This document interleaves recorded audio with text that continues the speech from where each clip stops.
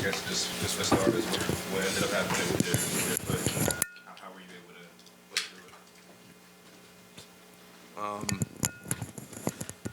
I'm all good, and that's it. Do you remember how it happened? Or? No, that's one thing I don't know. I just felt a little discomfort, and then went from there. Did you undergo imaging, X-rays, anything like that for that? No. What were you doing in the second quarter to kind of test yourself? Testing it. When did you think you were going to come back? I don't know. I had a decision to make, and I made a decision. When you came out early at the tunnel, you got those MVP chants and the standing ovation immediately. What are you trying to accomplish in that moment? What's on your mind? Just making sure that I can move and seeing how I felt, and then just went on from there. The guy who plays 48 minutes said he was telling you on the court to be smart. Did you have to decide there, or did you leave your choice everything up? I think once I went on the court, once I went to go try and warm up, I knew I was going to give it a go, no matter what. Donte, what was it like from your perspective to watch him leave the game and then watch him check back in and have the impact that he does? I mean, he's a warrior. That's all I got. I mean, there was no doubt in our minds that he'll be back all season long, no matter what is thrown at him. Injury bug or whatever, he always bounces back. And we knew the severity of the game and everything, so we knew everybody had confidence he was coming back. Donte, you guys all season have had some terrible injury luck as a team. Yeah. Today, find out about Mitchell Robinson last night, and today, the Jalen stuff today. You guys keep saying next man up, but it would be very easy with all the injuries for just there to be like a mental breakdown. You guys just don't seem to have that at all.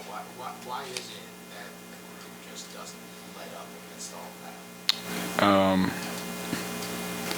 I think one, there's a blueprint here that Tibbs has laid out, and no matter who's on the court, everybody follows that and doesn't go outside of themselves.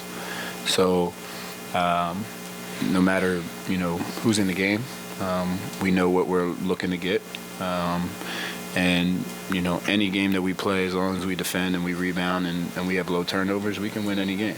And that was the mindset tonight. We hit them in the mouth, and then they came right back in the second quarter and took a lead. I don't know what we were down at halftime, but we're in the locker room like we're gonna win this game still. We got to do, we got to defend, we got to rebound, limit their second chances, and and then play our offense, not get outside of ourselves, and that's exactly what we did. So whoever we have on the court, it's the same thing. At the moment that Jalen leaves, are you guys kind of preparing for the possibility you might have to win this battle? Honestly, I didn't know where he went. Be real with you, I didn't know if he needed a sub, he was tired or something. I had no idea what was going on. But in that moment, like I said, there was confidence that he's always going to come back. So you just weather the storm while he's not out there. And you go into halftime and you regroup, and whether he was going to give it a go or not in the second half, we were ready for whatever. Did you go back and check Donte? At one point it looked like you might have. No, I had to go to the bathroom. I ain't gonna lie. I had to go to the bathroom. Donte, you guys have your starters outscored them 118 to 75 tonight, but their bench for the second game in a row outscored your bench. What's so challenging about your bench? They have great players. Plain and simple, TJ's playing really well. Obi's playing really well. Shepard can shoot the ball. They have a really good makeup of a team, and they play together and they swing the ball and really unselfish. So we'll look at the film. Obviously, you take the positives of what you said at first, and then how can we adjust the second part of what you said is how do we shut those guys off, how do we turn their water off early to make it uncomfortable for them. Jalen, regardless of how Jalen might have been moving when we got out of locker room for halftime, what his health was, how much does his presence just boost you guys just being out there?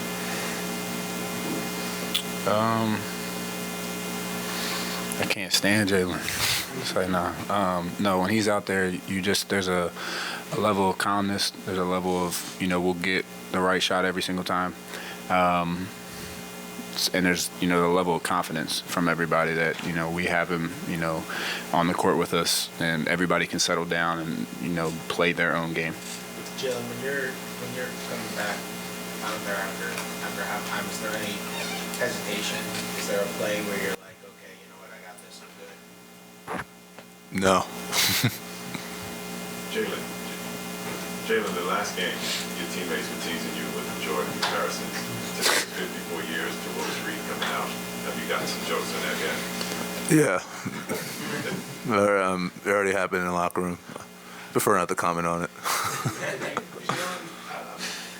There was actually a lot of confusion when you came out and then stayed out for the rest of the half, just because you seemed to be in pretty bad discomfort earlier before you came out with something midsection. I don't know if it was your groin, or what area. What was kind of affecting you then? And it looked like you collided with him partly.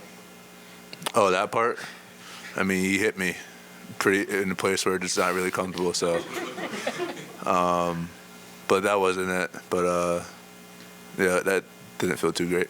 Did you hear the cheers and the MVP chants when you came back after halftime? Yeah, definitely. And I mean, this place has been nothing but special for me. So I appreciate everything they do.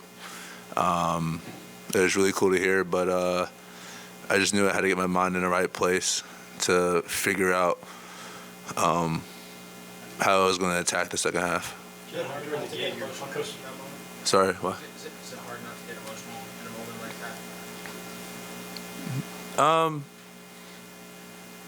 that? Yeah, sometimes. I don't think I wasn't emotional in that moment, but there are times when the crowd is pushing you, and you feel the love and everything. So it definitely was emotional that night when getting an All-Star, but I was just focused on making sure I was good to go. I know during the game you're locked in, but I mean, are you aware of all the kind of the history that's sitting around you with Reggie courtside, and obviously a lot of Knicks alums courtside with our King, Spree, all these guys? Are you guys feeling that at all? Do you feel a little bit of the connection to kind of the history? Having obviously the Knicks legends around, it's special, and it's really cool to see. They come out and show support, and it's not just one game. They've been to a lot of games, and they're not just sitting there drinking and having some popcorn. They're up yelling, screaming it into the game. So it's really cool to see those guys there, and we definitely appreciate it. OG is obviously such a big part of what you guys do defensively. To lose him and find a way to win, what did it take to I guess, fill in for him, and then what's it going to take if he can't go with his hamstring? We're just sticking together no matter what the situation is, no matter what's thrown at us, no matter what's a disadvantage for us. We're going to stick together, and that's just the thing that we always harp on for each other. Donte, you guys were switching a lot on Halliburton in the roles. You put Isaiah on Halliburton a lot. It seemed to work well. Like Miles Turner didn't get a 3 out of pick and pop all game. What were you guys doing on those plays to allow yourself to be effective? Just communicating. Sometimes we did, sometimes we didn't. Just reading it, trying to see what Tyrese was trying to do, and then you listen to your big's call. He communicates what he wants to do, and we do it. And he did a great job. After the switch of sitting down and guarding and limiting what he wanted to get to.